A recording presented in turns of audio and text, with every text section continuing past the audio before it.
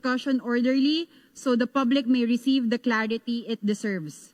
May I now call Secretary John Vic for his statement. Thank you very much. Good morning to all of you. Thank you very much for your presence here. I have a statement from our department. The Palace affirms that President Ferdinand Marcos Jr. has made the difficult but necessary decision to relieve PNP Chief Police General Nicolas Torre III of his duties. The President believes that his national security apparatus must always work within the framework of the law. With the recent developments, the President was presented with the facts, and he determined that the best course of action is to uphold the role of NAPOCOM as it was intended by law. As part of this resolution, the President decided to relieve Police General Torre. This was not an easy choice, but it was made in the national interest. The President is committed to ensuring a unified direction and collaboration across all areas in his cabinet, particularly those responsible for delivering security, peace, and order. The President expresses his thanks and gratitude to Police General Torre, as his brief tenure brought new life and energy into the PNP. Nevertheless, the mission must continue. The Filipinos must be safe. To this end, the President has directed the incoming PNP Chief, General Nartates, together with the Secretary of the Interior Local Government, to present within 1 month a comprehensive citizen security strategy focused on Nartates, bata ni ano yan? Bata ni Aimee. increasing police presence throughout the country and ensuring that every Filipino feels secure in their communities. That's all. Thank you very much. Thank you so much, Secretary. So we will now start with the questions. I remind everyone to only ask 2 questions each so that it can be orderly po. So first, here is Ms. Leia Ilagan from UNTV. Thank you. Good morning. Good morning. Good morning, sir. Sir, can you enlighten us kung ano yung ibig sabihin ng difficult but necessary? The President is very fond of General Torre. In his brief tenure as chief and even before that as CIDG, the President and General Torre have had a wonderful and productive relationship. However, there comes a crossroads in a President's decision-making that he has to make the tough but necessary decisions to push his agenda forward. Sir, itatanong ko yung tanong din ng marami. Ano yung reason bakit inalis po si General Torre? Precisely because we are a country of laws and not of men, that the institutions must be larger than the people who run it.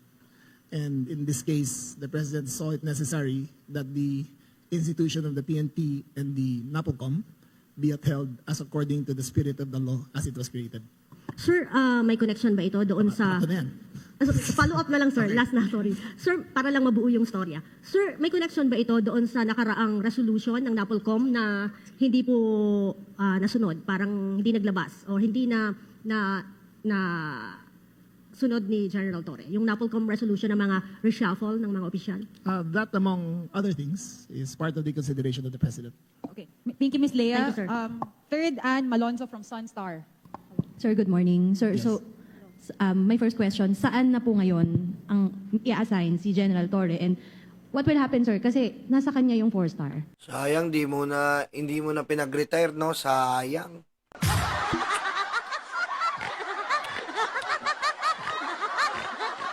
Sayang. Pero DJS, wag muna kayong maging masaya, ha? May paparating, mga tanga.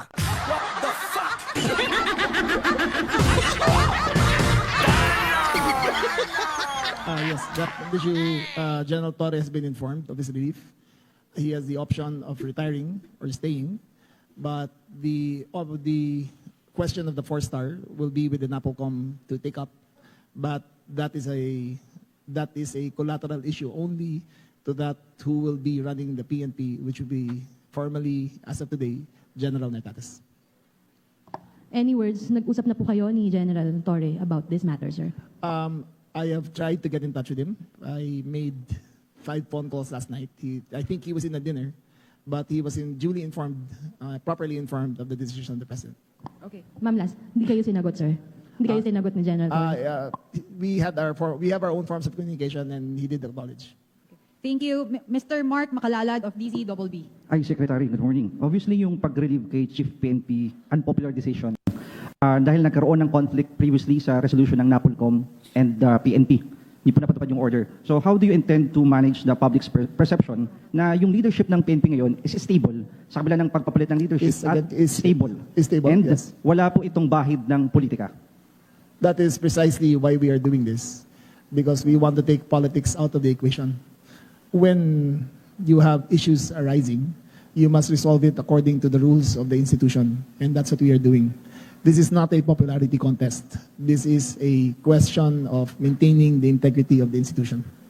Sir, binalikan ko yung resolution ng NAPOLCOM 2025-0531 adopted last August 14 states that non-compliance with the requirements herein prescribed shall subject accountable officers to administrative sanctions. So itong pag-relieve kay General Torre, parte ng sanctions dahil hindi sa pagsunod doon sa NAPOLCOM resolution.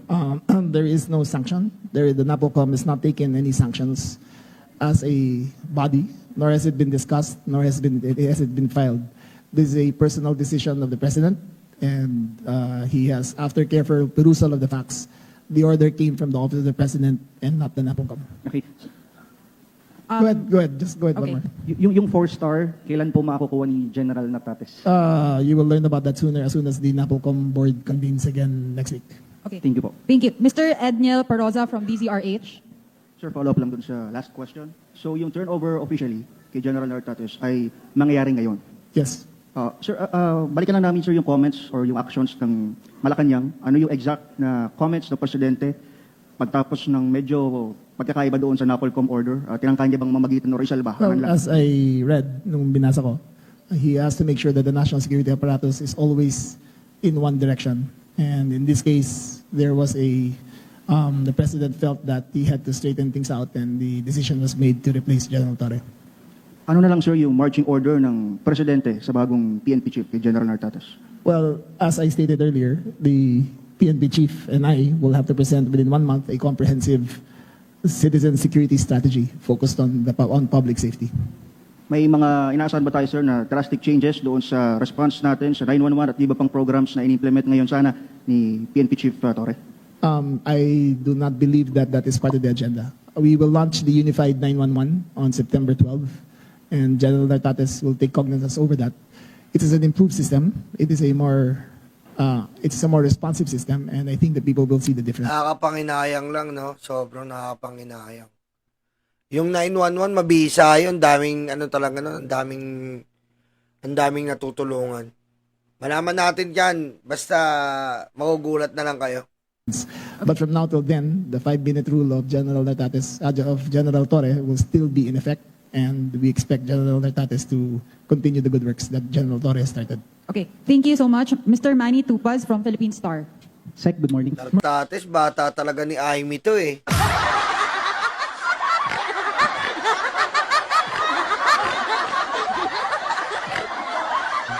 Bata talaga ni Amy to. Putek, pabor kay Amy yata yan eh.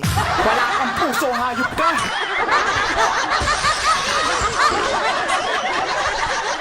Magmula nung nag-assume si PNP Chief last June 2, from the very start ba, may mga disagreements na kayo ever since? No, never. PNP Chief and I have always had a great relationship. Remember, I only entered the SILG last October, and that's the first time I met him. And from then till now, our relationship has, I would care to say that it is stellar. We've never had disagreements, and save for the last few days about certain things. And until now, I still consider him not only as a colleague, but someone who I've gone to battle with and who I trusted big decisions of the president with. Second one. Okay. Aside dun sa, apart dun sa Napolcom Reso, may nabanggit kayo among other things. Ano pa yung mga other issues kay Chief PNP na nagkaroon ng consideration bakit siya kailangan? That is between Madami talaga nangihinayang, sobrang dami po nangihinayang kasi talagang to PNP chief na to nagtatrabaho po. 'Di ba? Tsaka ang dami niyang accomplishment kay Buloy, Duterte, Ang dami talaga, ang daming accomplishment ni Torre. Talagang makikita mo na nagtrabaho ng mahusay, nagtrabaho ng maigi. Pero meron po kasi paglalagyan siya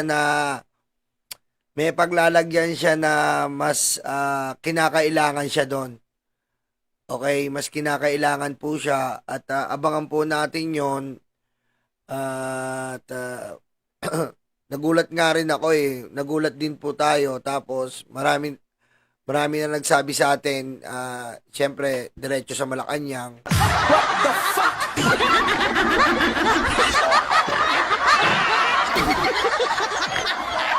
Kasi kung nandyan siya, panatag tayo na maaaresto si Bongo tsaka si Bato, maaaresto, maisusunod na, ayun na talaga yung plano Ayun na talaga yung plano, maaresto na si Bongo, maaresto na si Bato, ayan na ang mga susunod na pangyayari. And sa SONA, special mention pa siya, di ba? Special mention siya ng Pangulo. Makikita natin na talaga nagtatrabaho at pinupuri siya ng Pangulo. Pero meron kasing paglalagyan si General Torre na dapat natin abangan. That is between the national security apparatus and him, and that is an executive privilege we cannot divulge. Okay, thank you so much. Mr. Mon Valves of TV5. Hi, Sec. Good morning. Sir, this is actually baka repetitive question. Meron din lumalabas na balita na si General Torre daw ay nag-exceed. Kumbaga, nag-exceed siya sa kanyang trabaho, na kung saan inano niya si Nartates po ay nirelieve niya. Yun po ang lumalabas na balita. Ayon din yan kay Lacson. At malaman natin kung ano ang magiging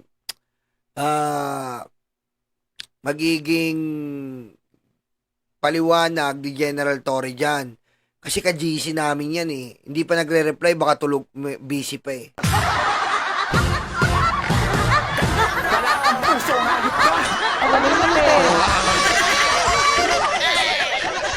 Ka-GC namin yan, hindi pa nagre-reply, baka busy, nagte-turnover pa. Pero malaman nyo kasi ka-GC namin yan, sabi ko, Sop, Chief, wala pa Ito na lang, pero just to clarify, you mentioned a while ago that this is a country of laws and not of men. Ano po talaga pinakanilabag ni General Torre? Bakit po siya nasibak? He did not violate any laws. He has not been charged with any violations. He has not been charged criminally nor admissively. It is simply a choice of the President to take a new direction for the PNP. Wala siyang nilabag, malinaw po, wala po siyang nilabag na violation. Sadyang nirelieve lang po siya at alam naman natin, hindi natin mabasa yung utak ni BBM Hindi natin mabasa. Malay nyo, andito na, ilalagay siya sa pag-aanting sa flood control.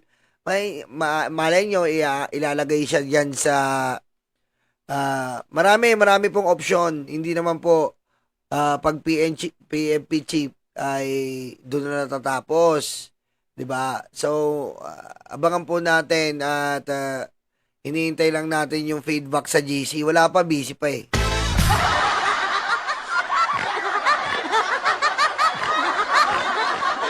Medyo vague, Sec. Medyo vague.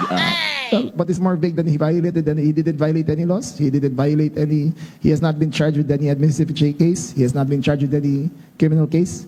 But he is a presidential appointee who serves at the pleasure of the President, and the President has made a decision to go in another direction. So more on trust and confidence lang po ito? More on trust and confidence lang? The President reserves the right to see what is best fit for the PNP. Last na lang po sa akin. I don't think, hindi ko po alam kung tama yung research lang namin, but General Torre will be serving the shortest term in the history of the Philippine National Police. How does this affect the morale of the police force? Well, I think I am confident that the police force is very professional. I think that they observe their duties, and I think 99.9% of them will uphold their oath to maintain allegiance to the country and to the President. Okay, thank you so much. Mr. Vince Lopez of Manila Standard. Sir, good morning. Sir, for the duration na Chief PNP si General Torre, may mga na-relieve siyang mga officers. What would be the magiging ng mga official na yun, sir? And kung mababalik ba sila, reinstatement? That is a NAPOCOM issue. As according to NAPOCOM law, NAPOLCOM procedures. Level 3 going up is up to the will be taken up by the by the NAPOLCOM board, and the NAPOLCOM will convene this week and reconstitute the leadership of the Philippine National Police. Okay, thank you so much. Mr. Jairo Boledo of Rappler. Hi sir, good morning. Morning. Jairo Rappler. Sir, hingin lang namin sana yung information. Baka, ano po ba yung initial na reaction or pagtanggap po ni General Torre when the NAPOLCOM issued the memorandum po? Did he promise to the President to fulfill the said memorandum, sir? Thank you. That will be revealed on a later date. There are documents that are still sealed, which will be brought forth henceforth after the NAPOLCOM reviews it. Last question for me, sir. In relation to Vince's question, the NAPOLCOM reversed a few assignments made by the President, made by PNP Chief Torre, including some of the appointments in CIDG and all that. So ano na po mangyayari doon sa order na yun ng NAPOLCOM? And, Again, memorandum? the NAPOLCOM will constitute again this week, and then we will review all the appointments and make the necessary recommendations to the Alam President. mo, ayan kasi yung ano isa sa mga inaangaan ko yan, General Torre, Yusek Claire. Ayan, bukod kay BBM, ayan, pangalawa yan, General Torre, Yusek Claire na ang kasunod na inaangaan ko. And, syempre, malungkot tayo dahil idol natin yan si General Torre eh. Sayang nga, ako natuloy na yung boxing eh. Pag sinapak niya si Baste, parang sinapak niya na rin ako eh. Kumbaga na, parang nakasapak na rin ako, di ba? Diba? Gusto ko talaga matuloy yung boxing eh. Kasi pag nakasapak si General Torre doon kay Baste, parang nakasapak na rin ako eh. Diba? Idol na idol ko yan, General Torre tsaka Yusek Claire. Yan ang dalawa sa mga tinitingala ako sa gabinete.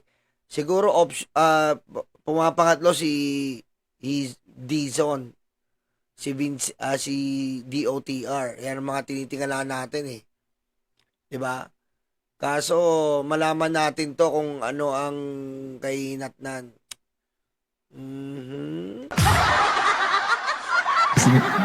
Okay, thank you so much. Before we continue, following this question and answer, we will move to the next part of our program, the official assumption of office. So, Mr. Mark Gabriel, please, from Net25. Sec, good morning po. Sec, hindi naman lingid sa atin na nagkaroon ng conflict between yung NAPOLCOM resolution and the PNP leadership. And lately, naglabas din ng mga manifesto of support yung other mga units ng PNP to support General Torre. Sa tingin mo, magkakaroon ng conflict po dito sa nangyari? Hindi naman. I think those statements were done in an emotional state. I think in the end, they will follow their oaths and be true to their service. We do not consider it in any way as such, other than as a statement of support. We do not color it with anything else except that.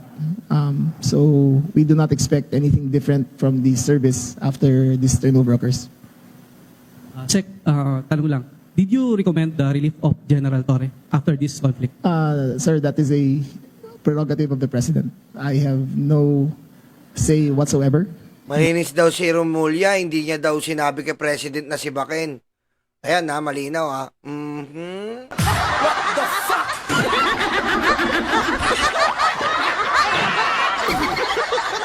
Aha.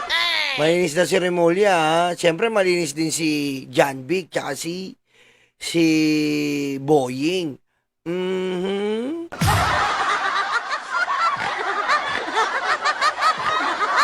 Nor did I advise whatsoever. A chief PNP is the sole body, the sole entity to tackle such an appointment, or relief is only from the office of the President. Okay, thank you so much. Mr. Jason Gigales of Inquirer. Good morning, SILG. Paano po if hindi po nag-retire si General Torre po? Kung ayaw ho niyang mag-retire, if he doesn't give up that rank ho, that position, that 4-star position ho? That will be taken by the NAPOLCOM. However, I was privy to a conversation that the President is considering him for another post in government, and we will know soon if General Torre will accept. Okay, sir. Second question ko lang po on my end. With the appointment po of Nartates, would you happen to know po, ano po yung rationale behind his appointment? Ano po yung reason particularly behind him being selected for this, to replace Torre po?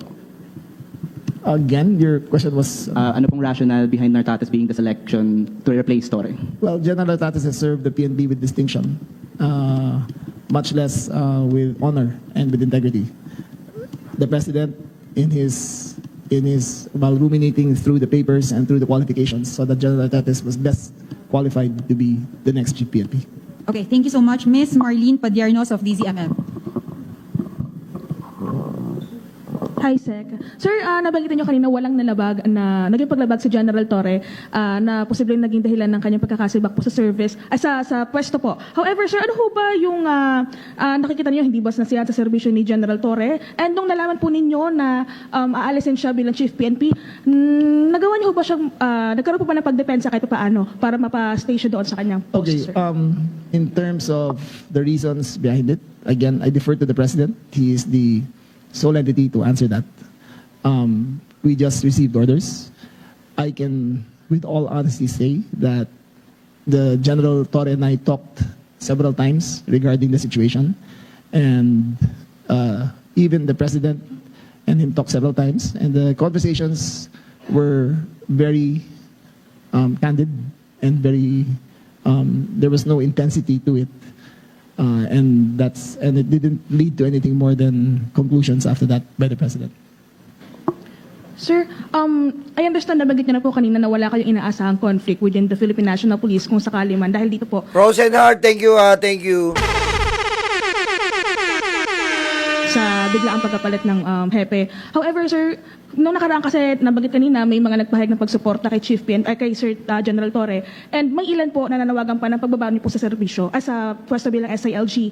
Ano ho ang inyo pong thoughts about this? And if ever may mga ginagawa pa tayong paghahanda, sir? Like General Torre, I serve at the pleasure of the president. So I leave it up to him kung ano ang decision niya tungkol sa akin. Okay, thank you so much. Mr. Mark Obleda of Police File Tonight. No questions? Okay, Mr. J. Mark Dagana of Radio Pilipinas. Oy, salamat, baby Leonard. Thank you po. Ate Buds, thank you rin po. Yung sound hindi po sa akin yon, sa kanila po. Yung microphone nila, Aiwa. Aiwa po yung nila, yung mic nila. 1990s pa.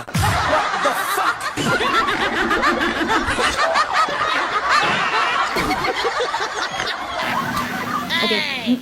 Mr. Ace Cruz, Balitang A to Z.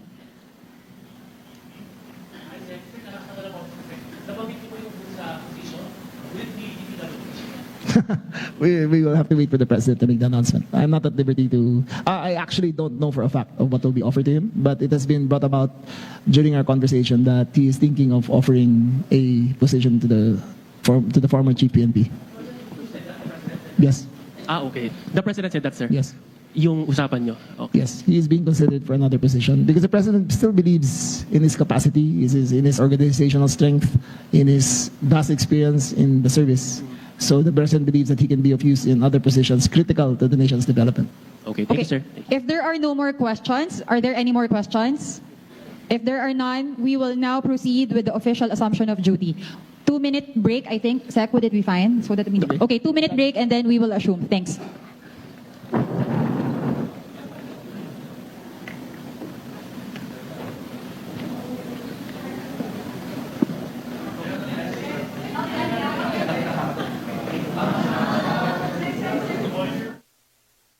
Oh, yan. Ayan po ha. Ayan po ang ating, ayan po ang ating, ayan, ito, turnover na lang to eh. Si Remulla Jr. Protect him from all harm and continue to bless his leadership as the Secretary of the ILG. We entrust this ceremony to you, Lord, that it be a celebration of legacy, a moment of transition with purpose. All this we pray in your most mighty name. Amen. Father, Son, Holy Spirit. Amen. Please be seated. Okay, ano ba opinion natin dyan? Ano ba opinion natin dyan?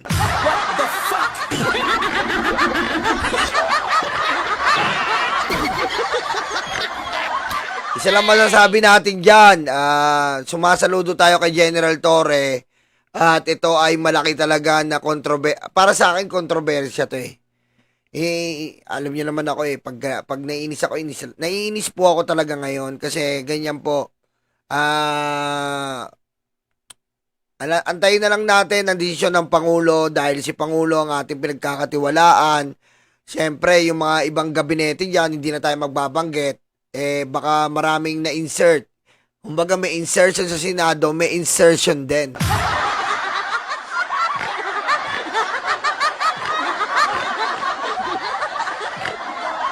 Diba? Hindi natin malaman, hintayin na lang natin at hindi naman pababayaan ni BBM yan. Basta ako kasi nakikita ko si General Torre as a model chief PNP. Malupit siya at ang dami niyang accomplishment sa lahat ng chief PNP. Nasa history yan and recorded yan. Nasa chief PNP po ay itong chief PNP na to ang breaking the record sa lahat. Marami siyang pinataas ng kilay, madami siyang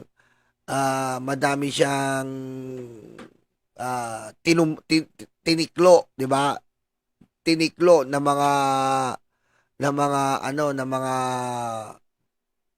malalaking tao. At isa na nga doon si Digong. And itong sa desisyon ng Pangulo na to, malaman po natin kung ano po, at alam ko naman na hindi pa bayaan ng Pangulo to dahil ang Pangulo ay malaking tiwala kay General Torre. Hindi naman niya makukuha yung accomplishment na maidala si Digong sa ICC kung wala si General Torre. Hindi niya rin makukuha itong si Kibuloy mula sa ilalim ng lupa kung wala si General Torre.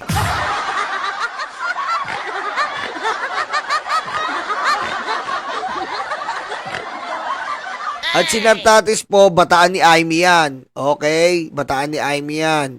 Pero abangan natin kung talagang ano ang kikilos niya. Ang problema lang kasi dito ay bago mangyari to, maraming pinaglalaban si General Torre. Marami po siyang pinaglalaban na sa ikaayos ng PNP. Yan po ang pinaglalaban niya. At itong pinaglalaban niya ay pinanindigan niya. At hindi natin alam kung ano nangyari sa mga bagay na ganon.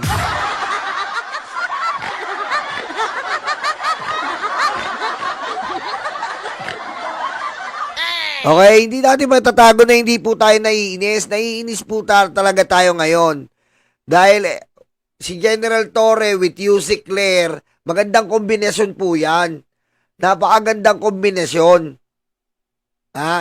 Kumbaga, para kang may kare-kare na may bagoong suwabing-suwabe. Smooth ang galawan. Kaso nagulat tayo sa mga desisyon ng ganito. Medyo nakakabwisit. Diba? Nakakabwisit ang pangyayaring ito. Kasi iba yung may tiwala ka sa tao at alam mo yung kapasidad ng tao at nakita nga natin kay General Torre yun. Nakita natin sa kanya yun. Ngayon, hindi naman natin pwedeng pangunahan ang desisyon ng Pangulo. 'Di ba? Ang Pangulo, siyempre, hindi mo mabasa yan eh. Hindi natin mabasa ang Pangulo kung ano gagawin niya kasi hindi nga natin nabasa na mahuhuli si Digong eh.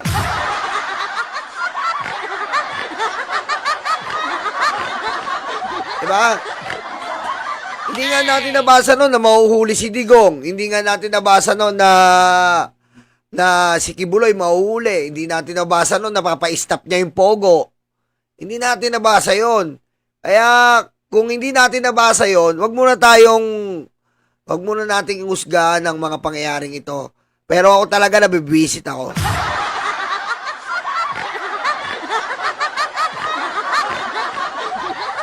Totoo yung sabi ni Marwan Jojo. Nabibisit po ako kasi po sa ang pag-angat po ni BBM, totoo 'yon. Ayun nga rin po iniisip ko. Ang pag-angat ni BBM ay dahil kay General Torre. Kumbaga, wala pa nga sinabi yung mga Rimulya eh. Ito real talk na tayo ha. Imbis na yung ginagawa ng mga Rimulya, yung sa Sabongeros, wala eh. Hindi nakapagpaangat kay BBM 'yon. Hindi nakapagpaangat kay BBM yon. ang nakapagpangat kay BBM ay ang ginagawa ni General Torre. Real talk lang po tayo.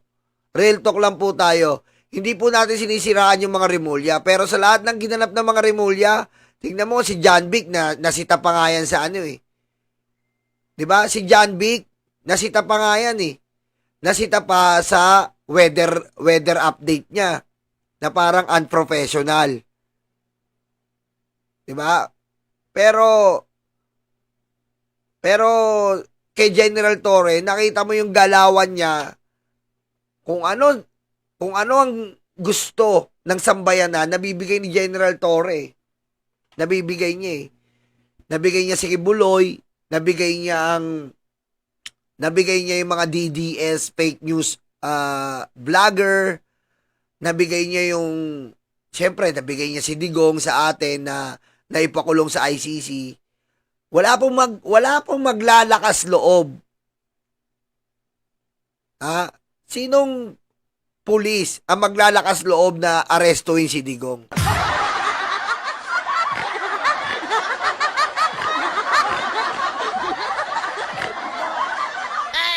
Diba?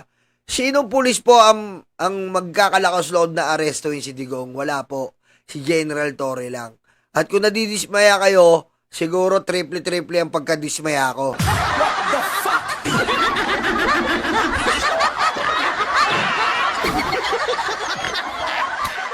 Ngayon, naniniwala naman tayo na hindi pababayaan ni BBM to.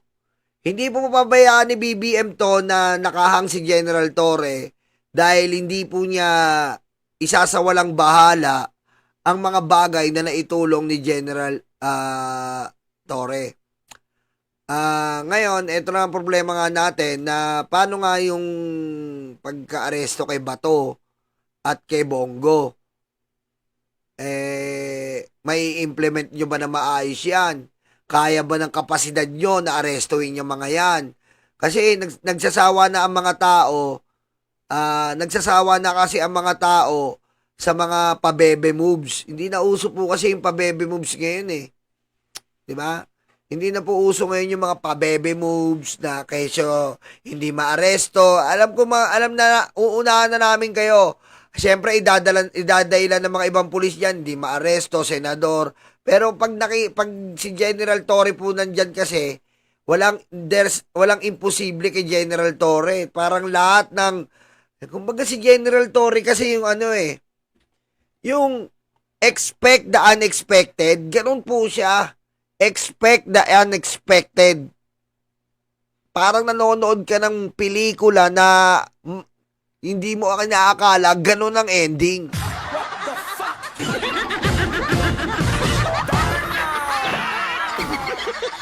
Ganun po tumatak si General Torre sa atin.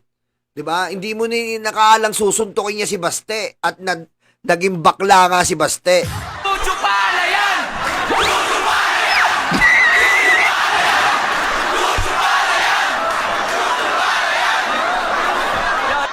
Di ba? Dahil sa kanya, nalaman din natin na si Baste ay sumusubo ng jumbo hotdog. What the fuck? Di ba? Doon natin nakilala si General Torre. Yung sa bagay na ganon. Di ba? Sa bagay na ganon, nakita natin na ganon nga ang ginagawa nito ni General Torre. At eto pa, pangalawa, yung 911. Di ba? Yung emergency 911. Na kay General Torre rin po yan. 5 minutes response time. Di ba? Yung 5 minutes response time na yan, napakabisa niyan. Kitang-kita po natin yan. At nakita ng Pangulo yan na natuwa rin siya. Oh, di ba? Di ba? Oh. Kaya etong pagkaka-demote ni Torre, marami po talagang tumataas ang kilay. Demote po to. Hindi tayo magpapaka-impokrito dito. Na-demote po si General Torre. Demoted po siya. Pero, yung demotion na to, kung sasalawin ng presidente at ililipat siya sa isang pwesto na ikagugulat natin, gugulatin tayo ng presidente niyan. Okay? Gugulatin tayo niyan, kita mo. Diba? Gugulatin tayo ng presidente niyan, sabihin ng presidente niyan, wow! Patayin mo si BBM, no joke.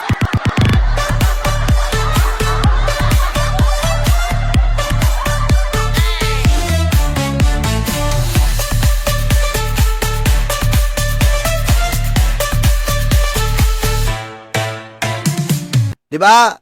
Aba, ayan po. At ang taong bayan, ang dami po, miski po mga ibang kulay, pera lang po ang mga luga.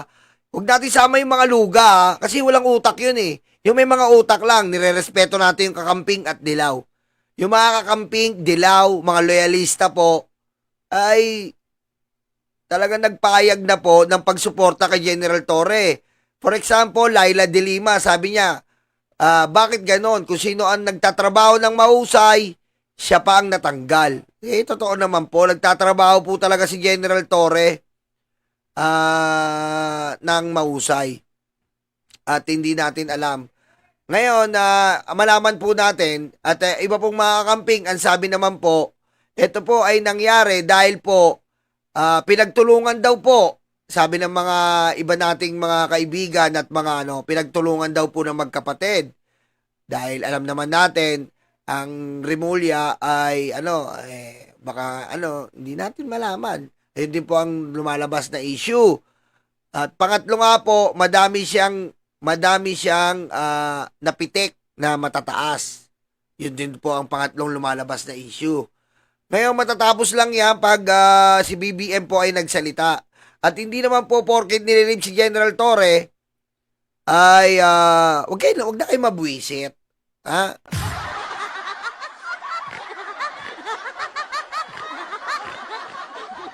Huwag na kayo mabwisit. Hindi pa rin nagre-reply. Teka, tawagan natin si General Torre. At tawagan po natin si General Torre. General Torre. Tatawagan po natin. Sandali lang ha. Hindi pa sumasagot eh. Diba?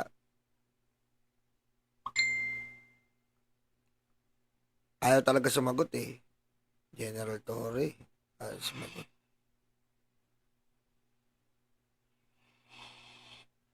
Dala nga.